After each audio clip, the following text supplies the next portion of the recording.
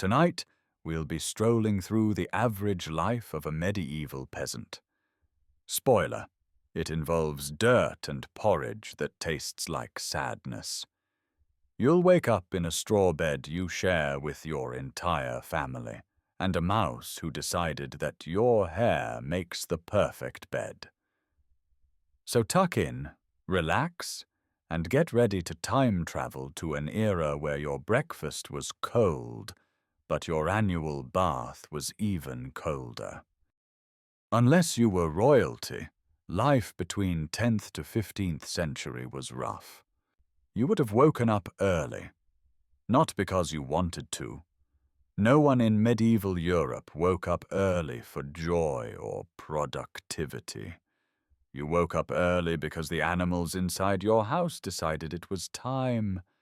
Chickens squawking, a cow making strange, wet noises in the corner, someone else's goat standing much too close to your face. You don't own a goat, so that's a mystery for later. The rooster, of course, would have crowed. That's the cliché, and it's not wrong. But the rooster didn't wait for dawn. He crowed at 3 a.m., 4 a.m., and every hour after that, just to make sure no one got too comfortable.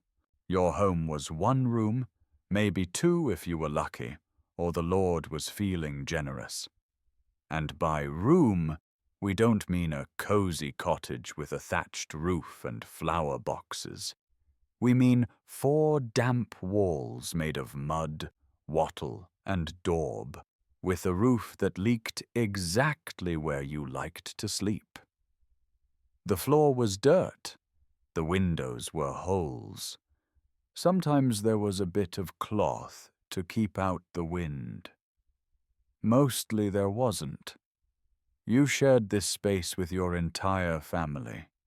Your parents, your siblings, your grandparents, and occasionally a cousin or two who just needed a place to stay for a few decades. You also shared it with your animals. They weren't pets. They were heating. Chickens for eggs, pigs for meat, cows for milk, and all of them excellent at generating body heat and smells. Privacy didn't exist. Not in concept, not in practice. If you wanted time alone, you could stand in the corner and face the wall, but someone was probably already doing that. Your bed, if you had one, was a bag of straw. Not a fancy mattress with stuffing, just a literal sack with whatever the harvest left behind. It was itchy. It was lumpy. And it came with bonus guests, fleas, lice, spiders, and on special occasions, a mouse who mistook your armpit for its winter cave. If you didn't have a sack of straw, you slept directly on the floor, which meant directly on the earth, which meant mud, which meant the occasional chicken stepping on your head. The fire, if it hadn't gone out, was the only thing keeping your toes from freezing off. But most of the time, it had gone out. You'd wake up to a cold hearth, stiff fingers, and a slow, grinding dread, because it was your job to relight it. Fire was no small matter. You didn't just flick a switch. You crouched over flint and steel, tried to find something dry enough to catch, and then you blew on it gently for several minutes. You weren't allowed to sneeze. If you did, you had to start again. Sometimes you used moss, sometimes dry bark. If you were very unlucky, you used something your uncle insisted was definitely a good fire starter, like damp hay or a prayer to St. Lawrence. You'd blow until your cheeks hurt, your eyes stung, and you questioned every decision that led to this moment. Eventually, you'd get a flame. Small, weak, judging you. You'd pile twigs on top of it and hope it grew, and once it did, you'd warm your fingers over it like it was gold, which for you, it sort of was. Then it was time for breakfast. The first meal of the day, or lack thereof. Breakfast was not a lavish affair. You didn't pour milk over a bowl of crunchy flakes and scroll through anything. You didn't scroll. Nothing scrolled in the Middle Ages. Most days, breakfast was porridge. Some sort of grain, barley, oats or rye, boiled in water until it achieved the consistency of regret. There was no sugar, no butter, and absolutely no cinnamon. If you were lucky, it had a pinch of salt. If you were unlucky, it had a pebble in it. The porridge was grey. Always grey. You stirred it with a wooden spoon your grandfather carved when he was 11. It was crooked, splintered, and never fully clean. But it did the job. Sometimes you had bread. Not soft, fluffy bread. Dense, dark, hard as brick bread. Bread that could be used as a weapon in the right circumstances. It had to be cut with a serious knife. Not because it was big, but because it fought back. If you had milk, it was fresh from the cow. But fresh also meant warm and slightly grassy. It wasn't pasteurized. You didn't know what pasteurization was. You just drank it and hoped it didn't taste like the inside of a hoof. Water was, well, you didn't drink water. Not raw. Not unless you had a death wish. The well was outside, but also downhill from the latrine, which meant the water was basically a roulette game. If you were careful and desperate, you boiled it first. More commonly, you drank ale. Low alcohol, weak ale that everyone, including children, drank. Not to get drunk, just to stay alive. It tasted like wet bread, and no one liked it, but it didn't kill you, so that was nice. Once your stomach was vaguely full, or at least not actively groaning, you started your chores. There was no weekend. There was no clock-in. You just did the same things every day until someone told you to stop, or you collapsed. If you were a child, you didn't go to school. You went to work. School was for the sons of lords and the occasional lucky monk-to-be. You learned by watching. If your father was a carpenter, you held the nails. If your mother worked the land, you carried the water. Your first job might be fetching more firewood. That meant walking to the woods, which were usually owned by someone who had never stepped foot in them, finding branches that weren't too wet, dragging them home, and explaining to a guard that you were absolutely not stealing, just gathering. Next came feeding the animals, which meant trying not to get bitten by a goose. Medieval geese were not cute. They were dinosaurs with anger problems. They honked like they meant it. They stared you down. You fed them and backed away slowly. The pigs were easier, but messier. They lived in mud and they liked it. They ate everything. Leftover porridge, old bread, your cousin's homework, if homework had existed. They'd eat you too, if you stood still long enough. The cow, if your family had one, needed milking. You squatted beside her, tried to avoid her tail, which she whipped like a seasoned fencer, and squeezed rhythmically while whispering apologies. The bucket was half milk, half grass, and you just sort of accepted that. Sometimes you had to collect eggs. That meant reaching under chickens, which were not passive animals.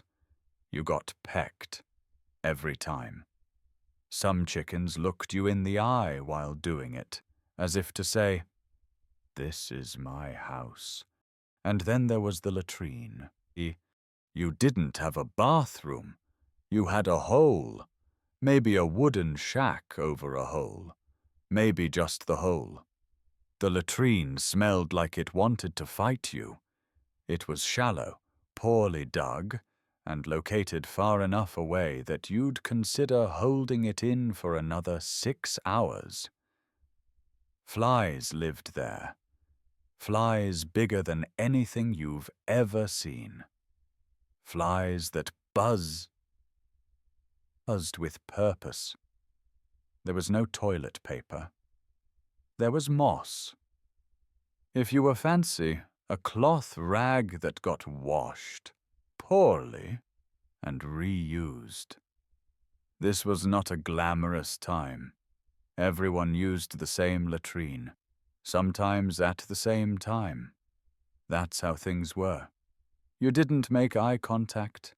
You didn't talk. You just did your business and left with what dignity you could carry. What did you wear? Your clothes were made of wool. Thick, itchy, vaguely smelly wool. Everything smelled vaguely smelly, so you stopped noticing. Your tunic reached your knees, and under it you wore leggings or hose. These were not stylish. These were survival. You had one outfit for working, and one for best. Best was used for Sundays and funerals, which were sometimes the same thing. If it rained, you got wet. If it was cold, you shivered. If it snowed, you layered wool on wool and hoped the fire at home didn't go out again. Shoes were leather, if you had them. Most children didn't. Most peasants didn't. You learned to walk on gravel like it was grass. Your feet had calluses that could probably tell the weather. Laundry day was rare. Maybe once a month? Maybe. Soap was made from ashes and fat. Washing clothes meant beating them on rocks, rinsing in cold water, and hanging them in a place where no livestock could chew them. They still got chewed. As the morning went on, the village stirred. Smoke drifted up from chimneys. Dogs barked. Someone's cow escaped. Again. People shouted across muddy paths. Children ran barefoot, shrieking and throwing things. A cart rumbled by, pulled by a horse who looked just as tired as you. The blacksmith pounded iron in the distance. The baker's oven smelled slightly better than the rest of the village. The tanner's hut smelled infinitely worse. You avoided it unless you liked the scent of rotting skin. Sometimes a monk passed through, sometimes a tax collector.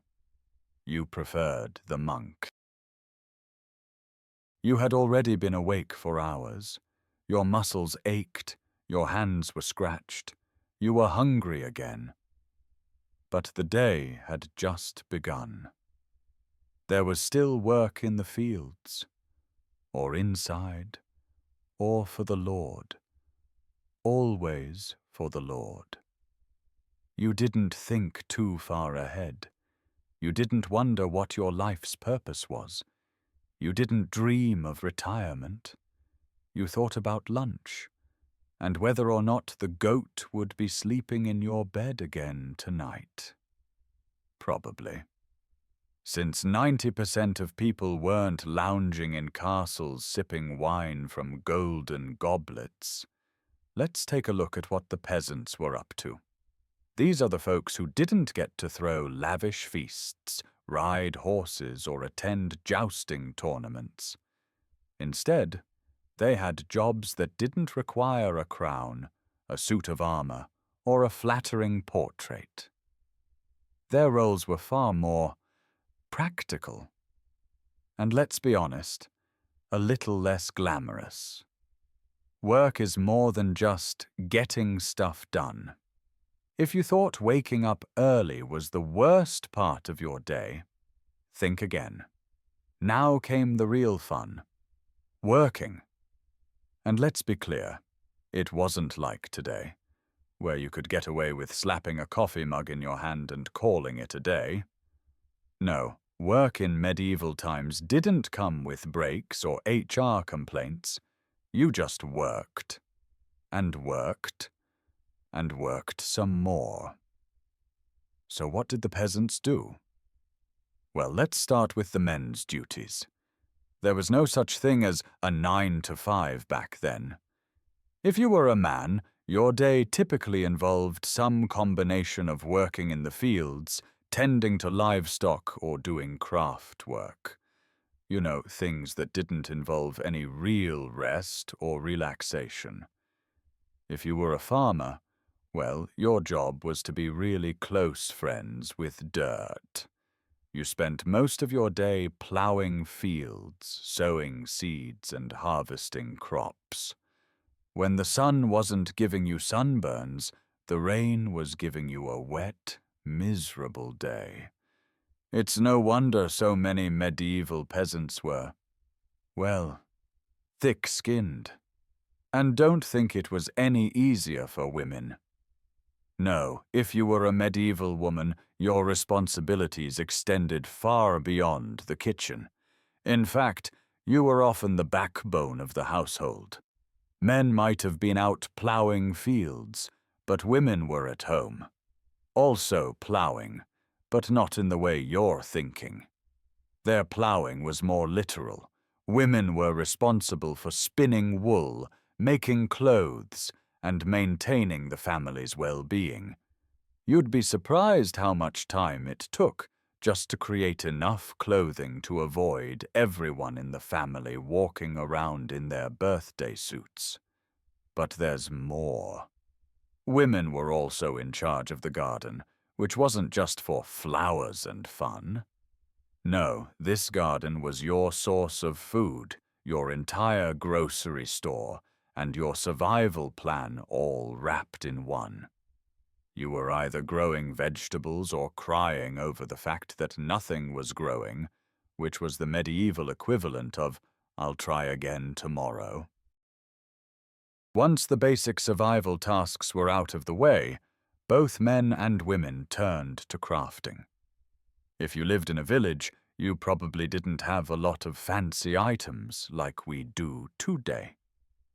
You weren't running off to the nearest mall to grab a sweater or a pair of shoes, because honestly, you wouldn't even know what a mall was. Instead, your shoes, if you were lucky enough to have them, were crafted from leather, and you were probably wearing a tunic that your mom or grandmother spent hours knitting or stitching. The men who weren't farming usually had a trade. You had blacksmiths, carpenters, and masons, people who worked with their hands, turning raw materials into things like tools, furniture, and, well, more things you didn't really need, but you probably couldn't live without. The blacksmith, for instance, wasn't just your go-to guy for forging swords, which you didn't really need unless you were going to war or robbing a neighboring village. No, he made tools, nails, horseshoes, stuff to make your everyday life just a tiny bit more bearable. Carpenters worked hard as well, but their job didn't involve cutting down trees just for fun. No, they built homes, furniture, and carts. And sometimes, if you were really lucky, you got to work alongside them in the workshop. Carpenters were like the medieval version of a general contractor, only without the luxury of a shiny business card or any contractors to actually call for help. Masons were the unsung heroes of the medieval world, taking stone and turning it into sturdy structures that would survive for centuries. They didn't have power tools, so their work was slow, painstaking, and likely accompanied by a lot of cursing. And no, you didn't get to watch Stonehenge being built, but you might have seen a castle wall slowly rise up over a period of years. That was about as thrilling as it got. But women, again, weren't left out. Women were weaving, sewing, and mending clothing. If you needed fabric, it came from the family's flock of sheep, which meant you'd spend hours spinning wool into thread. It wasn't glamorous work, but without it, everyone would have been walking around in burlap sacks. Women also managed the household, cooking, cleaning, and raising children, tasks that were as never-ending as the laundry pile. Oh, the endless chores. If you thought your to-do list was bad, just imagine being a peasant in medieval times. Your day was one long chore that stretched out with no end in sight. The tasks were simple, yes, but there were a lot of them. You weren't just throwing a load of laundry in the washing machine and calling it a day. You had to beat the clothes against rocks, rinse them in cold water, and hang them on a line while the sheep tried to nibble on them. The laundry wasn't the worst of it, though. The animals? Oh, the animals. You had chickens that needed to be fed, and whose eggs needed collecting, if you could get to them before the rooster decided to peck your eyes out. Pigs that required mucking out, because they lived in mud, not to be cute, but because it was literally their preferred environment, and cows that demanded to be milked at ungodly hours. There was no milk delivery service. You had to do it yourself, and let me tell you, cows are not good roommates. They get grumpy, they take their sweet time, and that tail, it's just waiting to smack you. Then there was the garden. Oh, the garden. The place where you grew food. Or you didn't grow food, depending on how things were going that year. Gardens in medieval times weren't the Pinterest-worthy vegetable patches you see today. No, these gardens were the difference between life and death. If your crops failed, you were in trouble. But guess what? If you had a bad season, you still had to try again next year. And if you're lucky, the soil might cooperate. Spoiler alert, it probably won't. Why people hated the Lord and their work. The thing about working for a lord, though, was that you didn't have the luxury of showing up late or even complaining. Lords were the authority figures in a medieval peasant's life, and they demanded work. Your life was essentially spent in the service of these folks, and you'd pay for the privilege of living on land that you couldn't really own. If you were lucky enough to have a piece of land, and by lucky, I mean really lucky, you still had to give a portion of your crops to the Lord as rent. Imagine paying rent, but instead of money, you give away a percentage of your already pathetic harvest. The feudal system was basically a fancy term for you work, I take. The Lord didn't do much work himself, except for maybe attending feasts, jousting tournaments, or counting his gold. Meanwhile, the peasants toiled away in the dirt, working themselves to the bone for a fraction of what their lord had. And if you had the audacity to get sick or fall behind on your work, well, That wasn't really an excuse. You might be fined or punished, which, let's face it, meant you got to work even harder. What about the luxury jobs? Okay, let's talk about the fun jobs. The ones that didn't involve fields, farms, or muddy pigs. Yes, believe it or not, there were a few people who didn't spend their days hunched over soil or wrestling with livestock. We're talking about bakers, weavers, and even barbers. Yes, there was once a time when barbers did more than just cut hair. They also did surgery. Fun fact, medieval surgery wasn't exactly the most comforting practice. If you had a broken bone, you'd probably get it set by a barber with the faintest idea of what was going on. So, maybe skip that if you're ever time traveling. Bakers were the closest thing to luxury workers.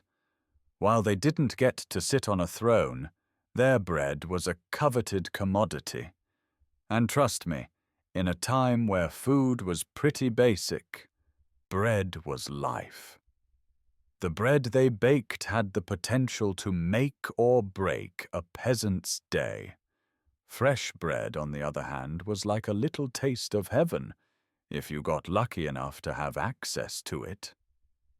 What do you do on Sundays? Surprisingly, peasants don't usually work too hard on Sundays, unless you count pretending to pray while eyeing the neighbor who borrowed your bucket and never returned it.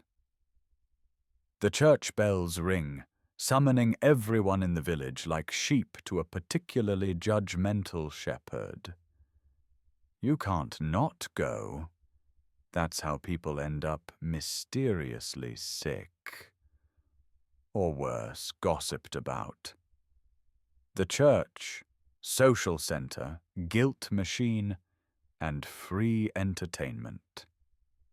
The medieval church is many things, a place of worship, yes, but also a source of terrifying Latin mumbo-jumbo, public shame, and something vaguely resembling a community center.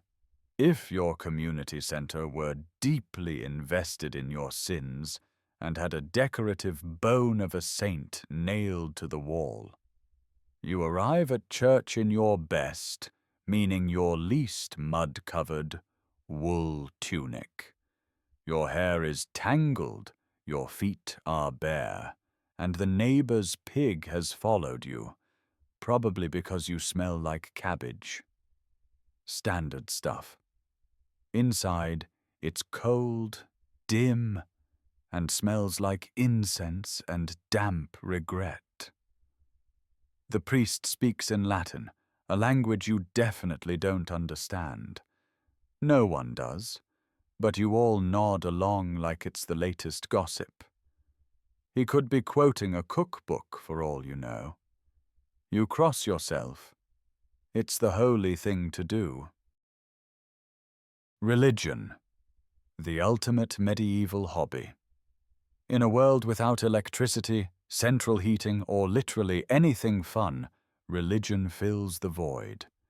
You're not just a believer, you're committed. You believe in saints, relics, witches, demons, holy wells, and that if someone sneezes 3 times in a row, you might have to bury them. Your entire worldview hinges on pleasing God and not upsetting whatever vaguely demonic entity makes your cow give sour milk. There's Saint Agatha, who protects you from fire. Saint Anthony, who guards against skin diseases. Saint Isidore, the patron saint of farmers, which is very on-brand for you. You have a lucky rabbit's foot, which is ironic since it wasn't so lucky for the rabbit. Holy days and guilt. A balanced diet. The church has a clever calendar. Half the days are saints' days, the other half are fasts. And fasting, for the record, doesn't mean skip a snack. It means you get to eat nothing delicious and still feel sinful about it. You fast for Lent. You fast for Advent. You fast for random Wednesdays, Fridays, and any day someone vaguely holy might have once sneezed. But then there are the feast days, and oh, they are glorious. You eat actual meat. You sing. You drink something suspiciously alcoholic made from fermented apples and ambition. You still feel guilty afterward, but it's worth it. Monks and nuns, the OG influencers. Monks are like the celebrities of the religious world, except they wear robes and spend most of their time copying books by hand while slowly going blind. You've heard of monasteries, magical places where people actually know how to read and, more importantly, brew beer. Your cousin once ran away to be a monk. He lasted 2 weeks before realizing he couldn't survive without loud gossip and boiled onions. Nuns are more terrifying. They run hospitals, orphanages, and occasionally beat you with a stick if you get too sassy. They are holy, and somehow always know if you're lying. The Village Gossip Network, powered by prayer and passive aggression. While the priest runs the church, the real information pipeline is a woman named Marjorie, who sits by the font and judges everyone's footwear. She knows everything. Who's secretly married, who got caught stealing eggs, who said a curse word in front of the altar. You once sneezed mid-sermon, and she gave you a look that could sour cream. Marjorie has no official role, but if she says you're a heretic, people believe her. So you smile. You nod. You offer her your turnip. She accepts grudgingly. You're safe for now. Witchcraft and superstition, just science with vibes. The line between religion and superstition is non-existent. Your neighbor keeps garlic hanging in his doorway, not for vampires, but to ward off lung demons. You're not sure what those are, but he hasn't coughed in a while, so maybe it works. If a child falls sick, you pray to the Virgin Mary and also bury a chicken foot under their pillow, just in case. The village wise woman, definitely not a witch unless crops fail, then maybe, knows all the herbs. She's treated your warts, helped deliver a baby goat, and once predicted rain by staring at a frog for 10 minutes. She might be magic, or bored. Hard to say. Festivals, dirt, dancing, and deep-fried turnips. Every now and then the village gets a break. A festival. You get dressed up, meaning you wash your shirt, and everyone gathers in the square.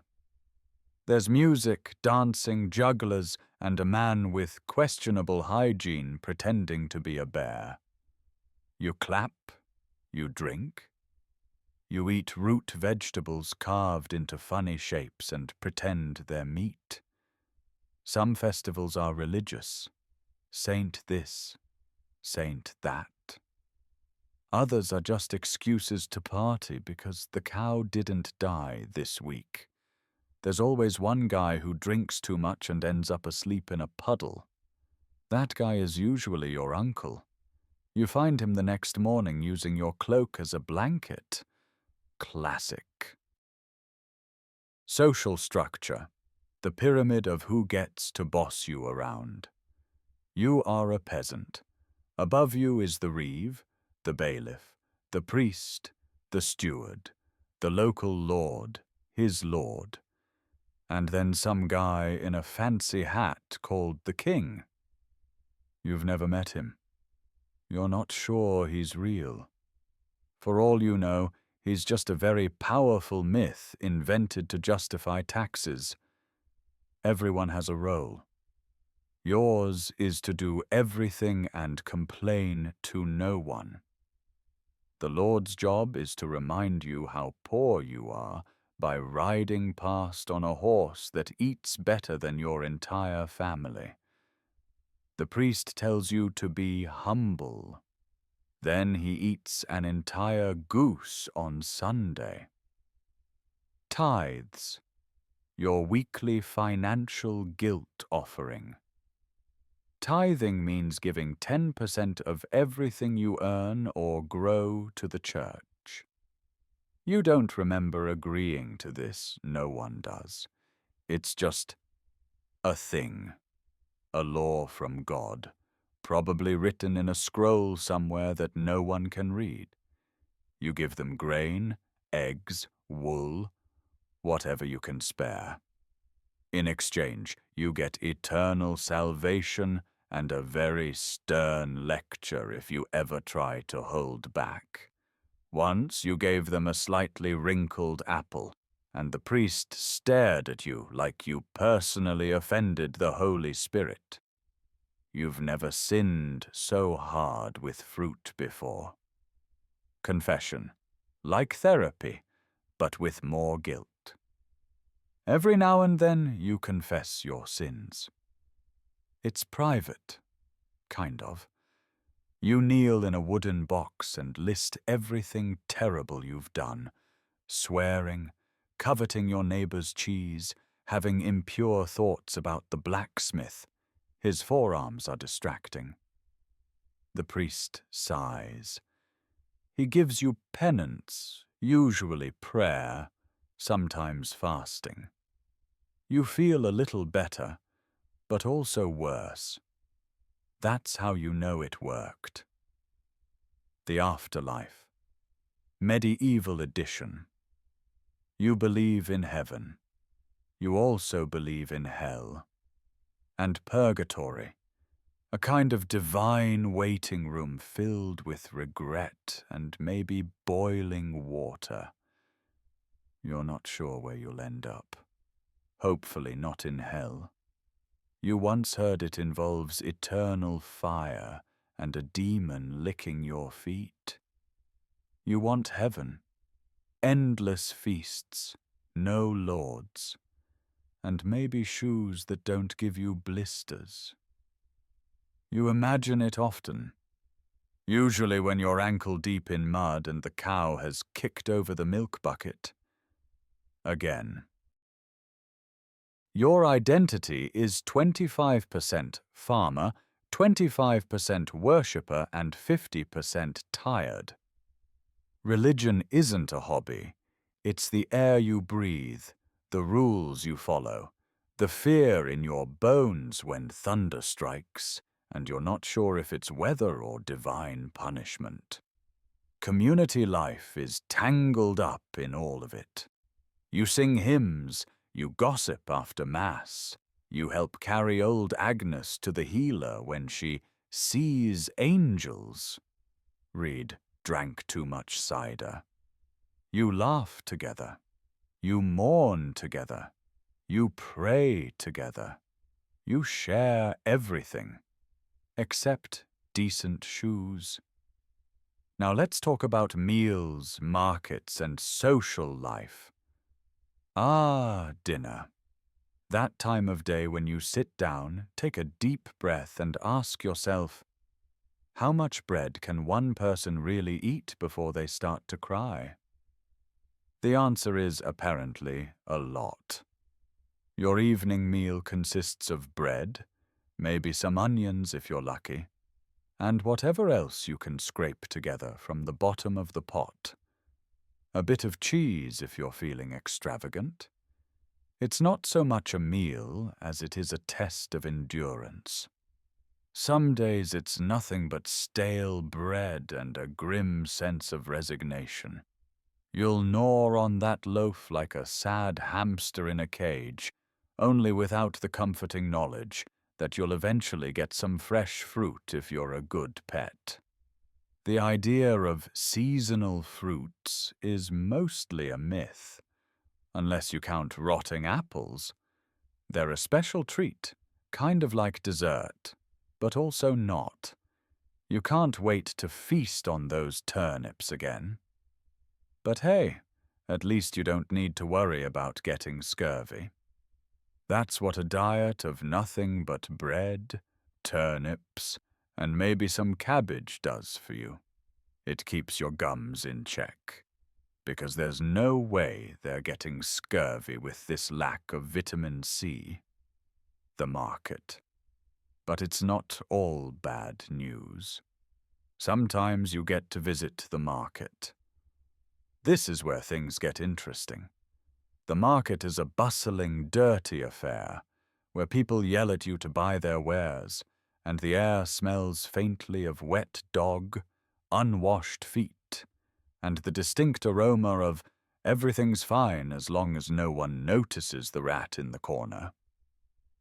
The market is full of things you didn't know you needed, and things you definitely don't need, but will somehow end up with anyway.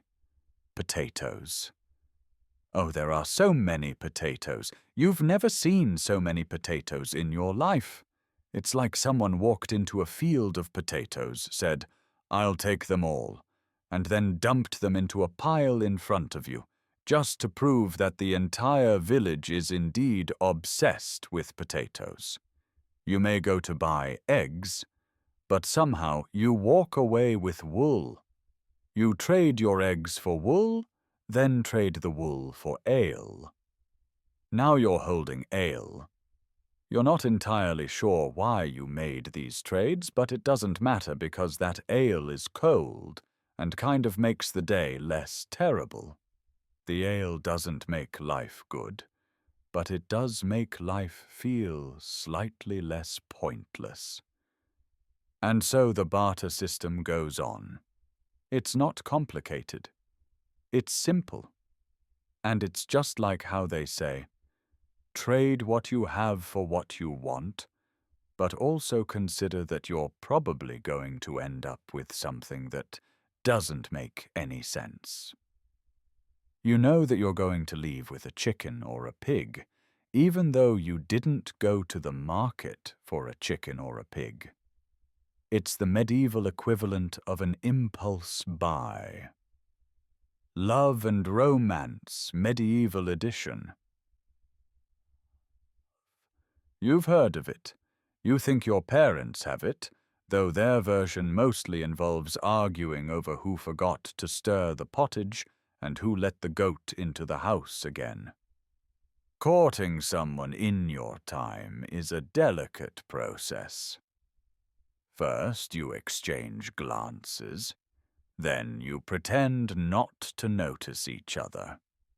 If things progress, you might say hello. After that, marriage is practically inevitable. There's no dating. There's no getting to know someone. There's just a mutual agreement to suffer together and share chores. If you're lucky, your spouse will let you have the slightly less lumpy side of the straw bed. To impress a potential partner, you might give them a flower. If you're poor, a dandelion. If you're really poor, a slightly crushed leaf. If you're truly desperate, you just hand them a stick and say, "It reminded me of you." Weddings. Ah, weddings. It's a fun concept. Weddings in medieval times are loud, long, and very, very drunk. You'll spend the day eating way too much bread and drinking way too much ale. At some point, someone will sing a song about how great marriage is, and everyone will cheer, because no one knows what else to do. You might even hear a jester tell a joke that's probably supposed to be funny, but it's mostly just offensive and not very well executed. But who cares? You're all too drunk to notice. Maybe a few people will get into a fist fight. It's tradition after all. It's just how these things go. Weddings are grand affairs. By grand, we mean someone brings ale and no one dies. The ceremony is held in the church, where vows are exchanged in front of a priest who's mostly trying to remember your names. The bride wears her nicest tunic, which is only slightly patched. The groom tries not to sneeze too loudly, lest the devil enter his soul through his nose. After the vows, there's a feast. By feast, we mean more bread. Maybe cheese. Definitely ale. And lots of it. By the end of the night, someone's playing a lute, 2 people are crying, and your uncle has challenged a goat to a duel. At the end of the day, you're exhausted. You don't know if you're still wearing your wedding clothes or if you've somehow ended up in someone else's outfit. You'll stumble home, try to remember what happened, and then collapse into your straw bed, not even sure who you just married. The next day you wake up and start the whole process over again. It's a cycle, a never-ending cycle of bread, ale, and questionable life choices. Leisure and entertainment. Yes, it exists. You might think there's no time for fun when your daily life is 90% work and 10% existential dread, but you'd be wrong. Peasants find ways to enjoy themselves, mostly because if they didn't, they'd cry into their cabbage. There is no Netflix. There is no TikTok. There is, however, Jeffrey, who makes fart noises with his armpit and is considered a local treasure. Evenings are for storytelling. You gather around the fire and listen to tales of dragons, brave knights, and that one time old Mabel chased a thief with a rake. You hear about lands far away where people eat oranges and don't constantly have lice. These lands are imaginary. Children play games involving sticks, rocks, and yelling. It's all fun and games until someone takes a stick to the face, which happens every time. Music is a big part of entertainment. Instruments include the lute, the pipe, and the drum, which may or may not be a bucket someone hit rhythmically until it was considered art. If you're lucky, someone will break out a lute and start playing a song. If you're unlucky, the lute player will be terrible. But everyone claps anyway, because that's what you do. There's not much else to do. There are no movies, no television, no video games, just the lute and the occasional story about knights and dragons that are so fantastical they might as well be tales about people flying to the moon on giant geese. Dancing occurs, usually after the ale has taken effect. It's less graceful movement and more aggressively hopping in a circle. No one knows the steps, but everyone pretends they do. Stories are another favorite pastime. Tales of brave knights, fearsome dragons, and magical beasts circulate around firesides. You listen with wide eyes, knowing full well that your most dangerous experience was the time you stepped on a rake and saw your life flash before your eyes. Games include wrestling, stick throwing, and trying to guess which part of the stew is actually meat. Children play tag, hide and seek, and something called chase the goose, which is exactly what it sounds like and significantly more dangerous than it should be. And then there's your personal favorite, goat watching. Your neighbor's goat, Mildred, is an artist in destruction. She has eaten everything from tunics to a religious relic, and last week she made it onto the church roof. No one knows how. The priest tried to exorcise her. She bit him. The dreaded social life. And of course, there's your social life. Well, there isn't much of one, really. Your social life consists of attending market days, watching your neighbor try and fail to make bread, and going to church. You know everyone, but mostly because you live so close together that there's no escaping the constant, unavoidable presence of your neighbors. If they're not in your business, they're in your field. And if they're not in your field, they're at the tavern with you, drinking ale and sighing into their bowls of soup. Neighbors look out for each other. If your roof collapses, 5 people show up with thatch and pity. If your cow runs off, 10 people help you chase it. If you're sick, someone brings soup. It doesn't cure you, but it makes you feel slightly better about dying. Gossip is the social glue. You learn who's courting whom, who's in debt to the blacksmith, and which peasant saw a fairy in the woods.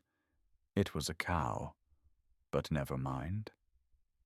You nod knowingly, then repeat the story to someone else, but slightly worse.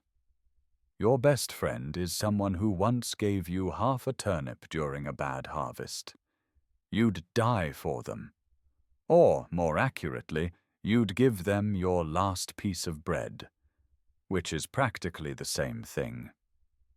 Conversations at the local tavern generally go like this. So, what's new? Nothing. Same old bread, same old turnips. Ah, yes, the turnips. Small talk at its finest. You'll occasionally gather with your friends to complain about the weather, and how bad the harvest was this year, and how maybe the local priest is a bit too enthusiastic with his holy water. Social gatherings are full of these very important conversations that define your entire existence. There's no deep philosophical debate, no talk of great literary works. Instead, it's bread, potatoes, and occasionally wondering if your pigs are going to make it through the winter. But at the end of it all, this is your life. A never-ending cycle of bread, ale, and a questionable relationship with the goat that probably ate your favorite shirt. It's not glamorous. It's not exciting. But somehow it's yours. And that's just the way it is. You can't really complain about it, because no one's listening. And even if they were, they'd probably just tell you to stop complaining and eat more bread.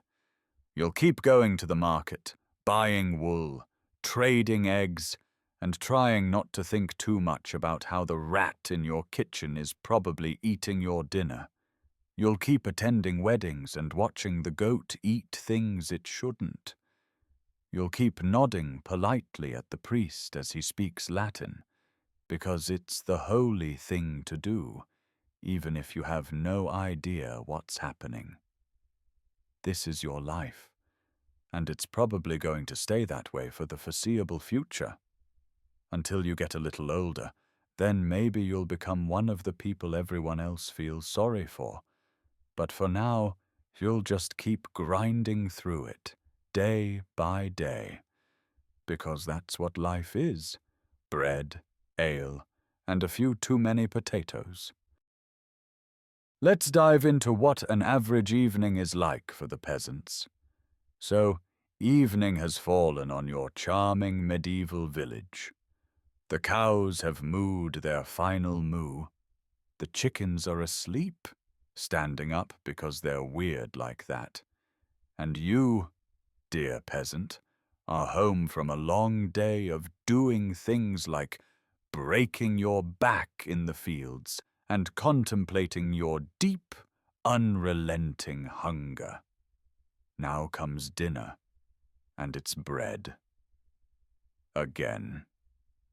This is your third bread meal of the day. You wish you could say that at least it's fresh, but let's not lie to ourselves. It's about 3 days old. Technically, it's now a weapon. You could throw this bread at a charging boar and knock it clean out. In fact, you once did. That was also dinner. Sometimes there are onions. Not whole onions. Don't be greedy. Just the smell of onions floating in the air because your neighbor across the road got lucky with their garden this year. You breathe it in like it's perfume and pretend your bread has flavor. If it's a feast day, you might get a turnip. That's how you know the Lord loves you. Your family gathers around a rickety wooden table that wobbles if anyone breathes too hard. You all say a prayer, mostly hoping that God will somehow transform your meal into something edible. He doesn't. But it's the thought that counts. Sometimes there's cheese, assuming no one stole it. But you can't get too excited. It tastes like feet. And not the metaphorical kind. The real kind. The market, chaos, mud, and chickens that definitely aren't yours. Once a week you drag your weary bones to the market. It's the closest thing to a vacation you'll ever get. You don't have money, but you do have a couple of eggs, a sack of carrots, and a vague hope that someone wants them. The market is lively, which is a polite way to say overcrowded chaos where at least one goat will try to rob you. People shout about onions like they're made of gold. A man claims his turnips cure sadness. You don't believe him, but you buy one anyway. Turns out it just makes your sadness crunchy. You trade your eggs for wool, then you trade wool for ale. Then you drink the ale and forget why you needed eggs in the first place. There's a woman selling healing herbs. She also sells curses, depending on how your conversation goes. You walk past quickly. A small boy offers to sell you a rat for 2 pennies. You tell him you already have several, thank you very much. The butcher's stall is fragrant. That's the polite way of saying the meat looks like it fought back and won. You keep walking. There's one guy selling fish. There's always one guy selling fish. He swears it's fresh. You swear it's staring at you. You both walk away deeply unsettled. Courtship, passion, piety, and pungent body odor. You'd like to think medieval love is romantic. You'd be wrong. It starts with a glance.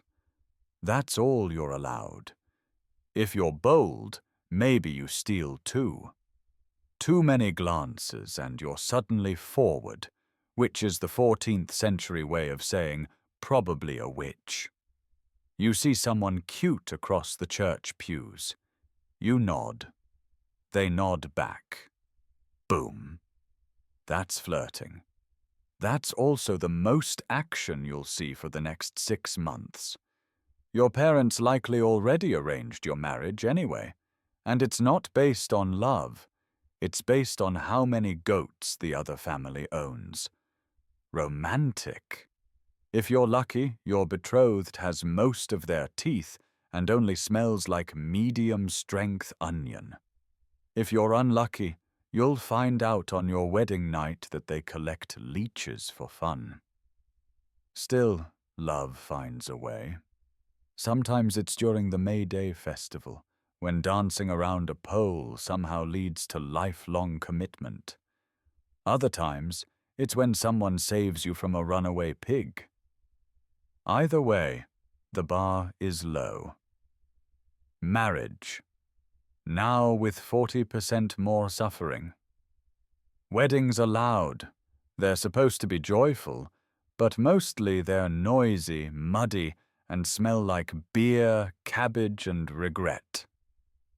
The whole village shows up, not because they like you, but because there's free food.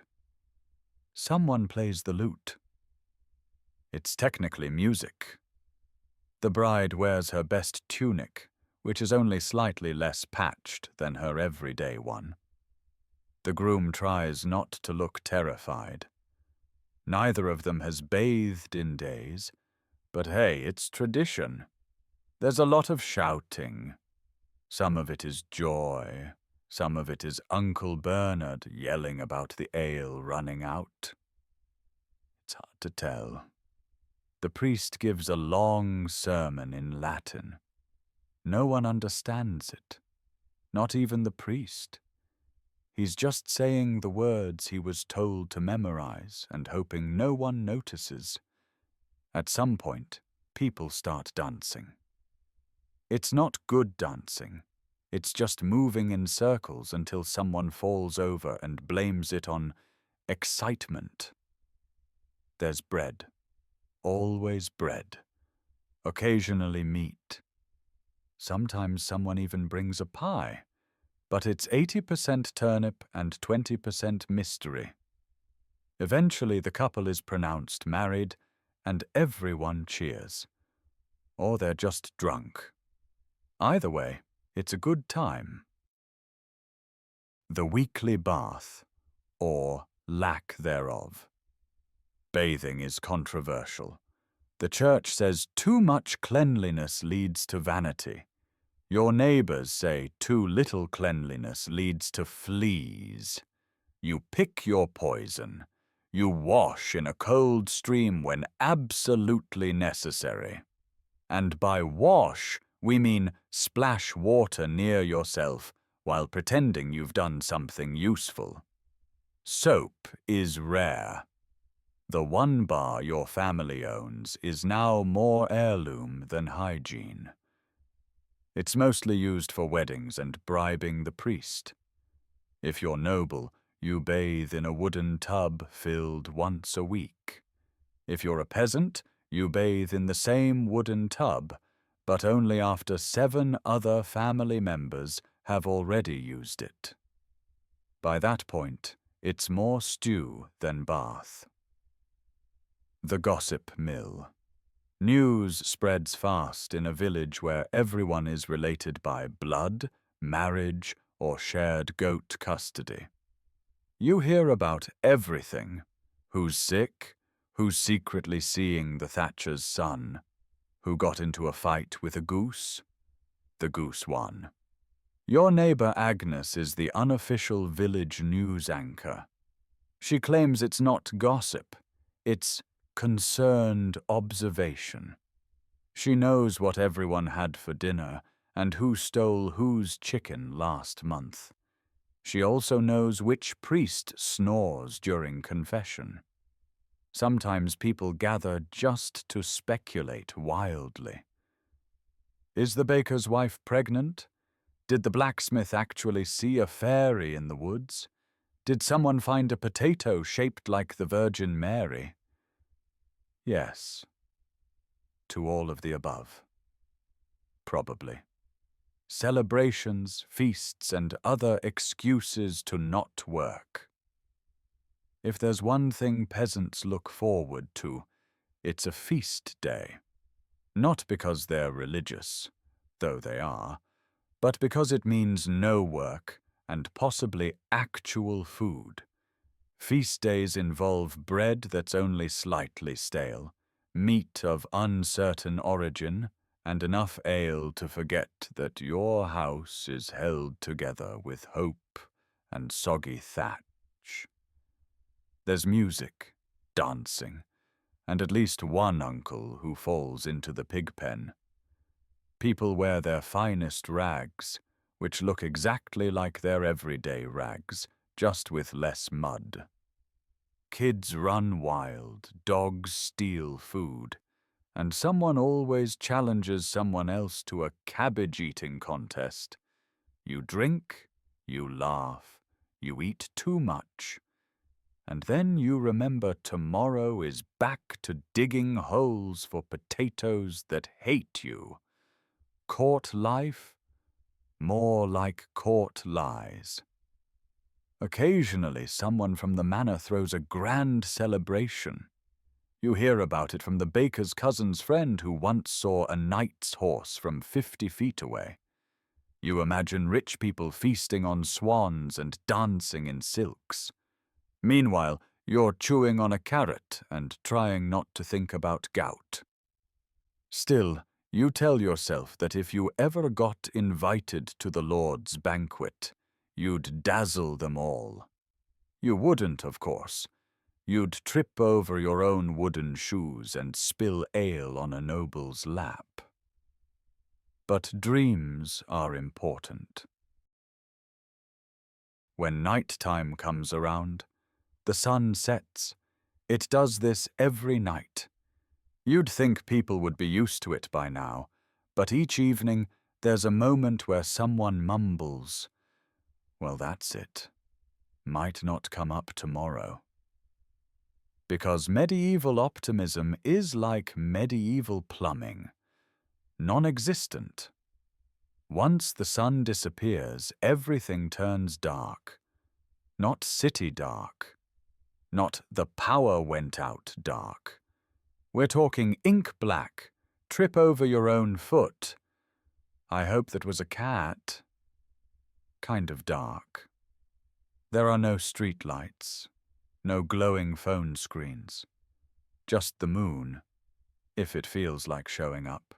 The stars, if clouds haven't taken the night shift. And maybe a candle or two, if you're lucky and not poor. Which you are. So, not lucky. The candlelight gamble. Let's say you've splurged this month and lit a candle. Congratulations. You now own 40 minutes of dim, flickering light before you either A. Run out of wax, B. Accidentally tip it over and set fire to your hay mattress, or C. Fall asleep trying to read the single sentence you've memorized because you still can't actually read. The candle burns low. Your family huddles around it like moths with taxes to file. Your goat joins in, too. She's named Mildred. She doesn't care about the light, but she does enjoy chewing the hem of your only tunic while you're not looking. Family slumber party, every night, forever. As bedtime approaches, you retire to your sleeping arrangement, which sounds luxurious until you hear the full details. A straw mattress, shared with your parents, 4 siblings, Mildred the goat, a chicken you've tried to evict 6 times, and at least 2 mice who use your hair as a hammock. If you're lucky, the straw hasn't fermented. If you're really lucky, no one's wet the bed. Yet. You attempt to find your spot, which is the 14 inches between your cousin's elbow and your grandfather's feet. Your cousin snores like a dragon with allergies. Your grandfather occasionally wakes up in a panic, yelling, "The Saxons!" despite the fact that the Saxons haven't been a threat for over 300 years. No one corrects him. He's earned it. Sounds of the night. The medieval countryside is quiet, but not in a peaceful way. It's more of a, "This silence will soon be broken by a terrifying noise," kind of quiet. There are a few recurring characters. Rats. They skitter across your floorboards like they pay rent. Owls. They hoot with judgment. Constant judgment. Wolves. Occasionally howling in the distance to remind you that your house is made of wood, mud, and false confidence. Your neighbor. Jeffrey snores so loudly you'd swear he's trying to summon something. Something ancient. Something angry. Personal hygiene. A group effort in neglect. Before sleeping, most people like to wash their faces or brush their teeth. But this is the Middle Ages. You wash once a month. Maybe. Bathing is for nobles and heretics. You've heard it opens the pores, which allows demons to enter. So instead, you smear a bit of lard behind your ears and call it skincare. Teeth? You still have most of them. They're not white or straight or trustworthy, but they're in there. Somewhere. Instead of brushing, you chew on a twig and pretend that helps. The twig is probably cleaner than the water anyway. Your breath smells like onion stew and silent regrets. But so does everyone else's. So it's fine. Midnight fears and household dangers. Falling asleep isn't easy. Not when you're running through your checklist of nighttime dangers. Fire. Your roof is made of straw. Your walls are made of sticks. Your floor is made of dirt. But somehow it's flammable too. Thieves. They mostly target rich households. But if desperate, they might steal your candle stub or Mildred, which frankly would be doing you a favor. Demons. You've heard rumors. They creep into your dreams, tempt you with butter, and then deal your soul. Sometimes you wonder if they're real. Sometimes you wonder if they made you marry your spouse. The church. Always watching. Even at night. Somehow. Then there's the ghost of old Ethel, who died after choking on a turnip in 1342. She haunts the village well. She mostly just whispers about better crop rotation. Dreams, where reality goes to be slightly less miserable. Eventually you drift off. Maybe it's the rhythmic thumping of the rats. Maybe it's exhaustion from digging, lifting, weaving, cooking, or simply existing in a time where chairs are a luxury.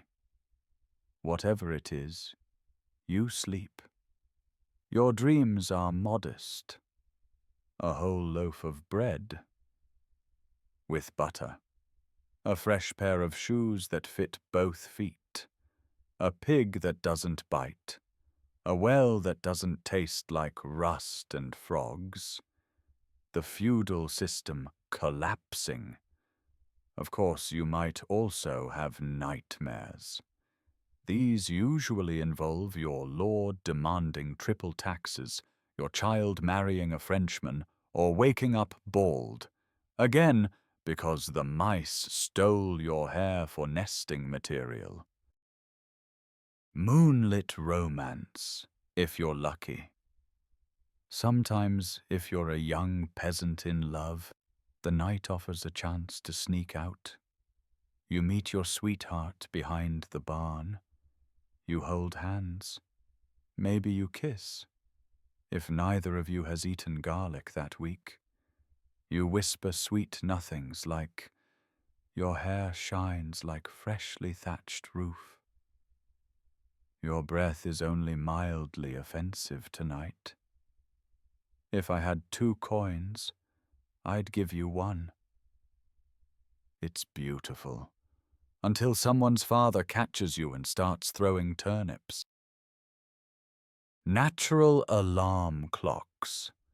There's no such thing as sleeping in. That's for the rich or the dead. You're awakened by the rooster, who hates you, the goat stepping on your stomach, your father shouting, "The fields won't plough themselves," your bladder, which has been negotiating with your dignity all night. You stretch carefully. Last time you tried a full stretch, you pulled something in your back and were useless for 3 days. You wipe the sleep from your eyes, comb your hair with your fingers, or give up entirely, and begin another day that looks suspiciously like the last one. But before the daily chaos begins, you allow yourself 1 more minute of peace. You stare at the ceiling, if you can call it that. You listen to the wind whistling through the holes in the wall. You scratch your flea bites and sigh. Today might be the day you finally find a coin on the road, or catch the chicken that's been mocking you for 2 weeks, or finally figure out what that rash is. You rise from your straw, push your siblings off your legs, and start another morning. Nighttime in the medieval peasant world isn't peaceful, luxurious, or even particularly safe, but it is yours. A few hours of rest, when you're not being poked by straw, awakened by supernatural livestock, or planning a daring escape from feudalism in your dreams. And tomorrow, you do it all over again, because that's what peasants do. Sleep tight. Don't let the rats braid your hair.